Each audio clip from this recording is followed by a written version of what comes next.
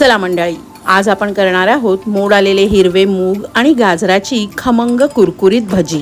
हे बघा, भजी दिसतायत ना छान कुरकुरीत आणि अजिबात तेलकट झालेली नाहीयेत।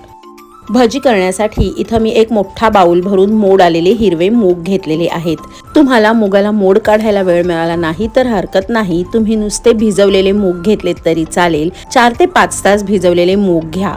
इथं मी 2 गाजरं स्वच्छ धुवून सोलून किसून घेतलेली आहेत। भजी करण्यासाठी मी मोड आलेले मूग मिक्सरच्या भांड्यात काढलेत। त्यात घालणार आहे 5 ते 6 हिरव्या मिरच्या, 1 इंच आल्याचा तुकडा, 10-12 कढीपत्त्याची पानं आणि पाणी न घालता हे दरदरीत वाटून घ्यायचे।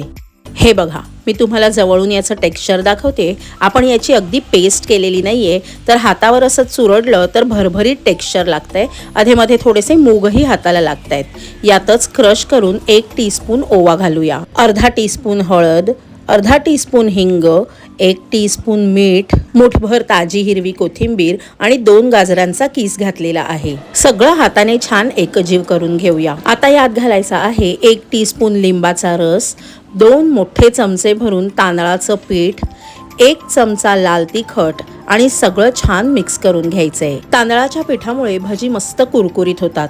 जर तुमच्याकडे तांदळाचं पीठ नसेल तर त्याऐवजी 2 चमचे बारीक रवा घातलात तरीही चालेल। लिंबाच्या रसामुळे भजीला मस्त चटपटीतपणा येतो। तुमच्याकडे लिंब नसतील तर त्याऐवजी 1 टीस्पून आमचूर पावडर घातली तरीही चालेल। आता हे असंच झाकून 10 मिनिटं ठेवून देऊया। भजी तळण्यासाठी इथं मी खोलगट कढईत तेल चांगलं कडकडीत तापवून घेतलेलं आहे आणि यातलं 2 टेबलस्पून तेल आपण भजीच्या पिठात घालायचं आहे।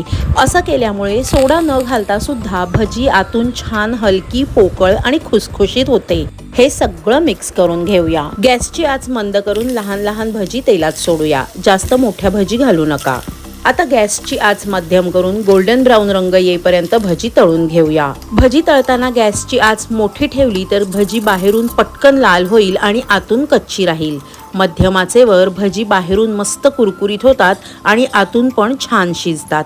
अगदी या अशा कमी तेलकट तरीही खमंग आणि कुरकुरीत ही झटपट होणारी वेगळ्या चवीची पण अतिशय स्वादिष्ट भजी तुम्ही पण एकदा नक्की ट्राय करून बघा। दिलेल्या साहित्याच्या प्रमाणात या अशा छोट्या छोट्या भजी तळल्या तर 4 प्लेट भजी तयार होतात। सो फ्रेंड्स, तुम्हाला हा व्हिडिओ थोडा जरी आवडला असेल तर त्याला भरपूर प्रमाणात लाईक करा।